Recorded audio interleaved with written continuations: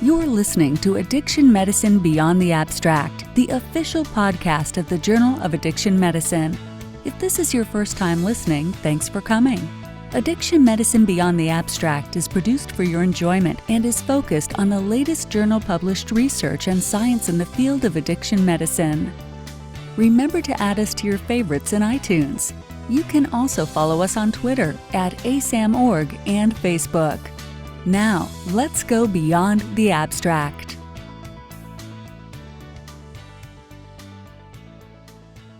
Welcome to Addiction Medicine Beyond the Abstract. I'm your host, Dr. Sean McNeil, and today we're joined by Dr. Tricia Wright, who is a professor of clinical medicine at the University of California, San Francisco. Welcome to the podcast, Dr. Wright. We're pleased to have you, and perhaps we should start, as we usually do, with an overview of your background in the treatment of addictions. Yes, I'm a board-certified OBGYN. I got into addiction medicine about 15 years ago when I started at the University of Hawaii. I was looking for a field of interest and had always been interested in addiction medicine, or in addiction in general, because of family history and other sorts of things. When I moved to Hawaii, I found there was a huge problem with methamphetamines and no real place to send women who had methamphetamine use disorders in pregnancy. And I trained at the University of New Mexico, and we had the Milagro Clinic there. So in residency, I was very familiar with the harm reduction approach and the integrated clinic model of Milagro. So I decided to start a clinic like that at the University of Hawaii. So that clinic opened in 2007. I got funding from the state legislature. I got buprenorphine certified in 2009, and I got my addiction medicine boards from ABAM in 2010.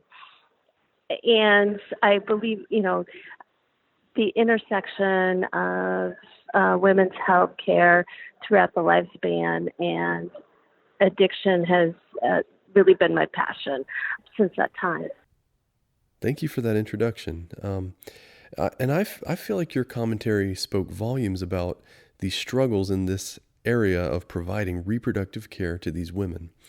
I know that the article you were referencing was a study out of North Carolina, and maybe you could make a comment more generally about women's reproductive health and what you've seen in the course of treating addiction in these patients.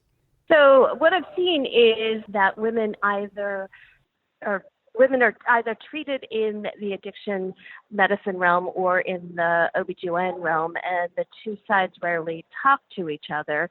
The addiction medicine people, in the methadone clinics would not, despite the fact that they were probably the only place women were receiving any sort of medical care, would not talk to women about reproductive health. And, it's very common for women who are in early recovery, who start on opioid replacement therapy, who have not been having regular menstrual periods because of their addictions and the opioids, all of a sudden become fertile and get pregnant.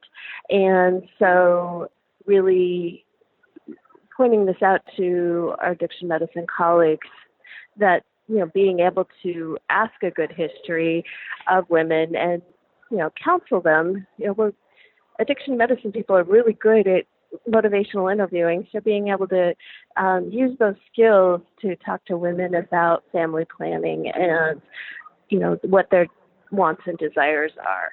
And then I think from the OB side, I think there's this belief that, sometimes in the kind of our own biases get the idea that women with addictions, don't deserve to be pregnant or don't, that's a bad way to put it, but just that, they're coerced and the other way, we really need to make sure that they don't get pregnant. There's this woman going around paying women to get sterilized if they have, women and men, if they have an addiction problem. So I think the conversation needs to go from both sides to, kind of ensure reproductive justice for women. All right. And you mentioned how SAMHSA has mandated that certain services need to be provided in programs like opioid treatment programs. So do these regulations need more teeth? And really, what do you feel it needs to be changed in the future to ensure that programs will realistically start to provide these services? I think the programs need to be able to pair with public health departments or with OBGYN departments or family medicine departments that are able to provide these services if the addiction medicine people aren't familiar with the services. I think addiction medicine, especially if you get family medicine providers, I think they should be pretty comfortable in providing contraceptive health care. So, I think it's just a matter of providing more training and more resources to the clinics and more education to the clinic providers. Okay. And you do make a great point in your piece about how reproductive health care is a component of relapse prevention for these women. And I'm wondering if you can comment a bit more on this. Do we typically see favorable outcomes in addiction treatment for the women who get this type of specialized reproductive care? I think definitely. I've seen it go both ways. I've seen women who have unfortunately gotten pregnant again very quickly after giving birth, and the increased stress and has led to relapse. And I've seen women who have had sustained recovery, and been able to really focus on parenting because of the availability of long-acting reversible contraception. So I've definitely seen it on both sides, and I think it's important to look at all of that. All right. And, I would like to touch on the clinical application of these concepts. So how do you feel that this discussion would or should change the average provider's practice? Well, I think one of the things they can do is just ask the one key question: are you planning on being pregnant in the next year? And if the answer is no, then, either being able to provide adequate contraception or to refer to someone that can, ideally at the same site. And if the answer is yes, really talking to them about preconception care, harm reduction, folic acid, all of that. So I think it's not a hard question to ask.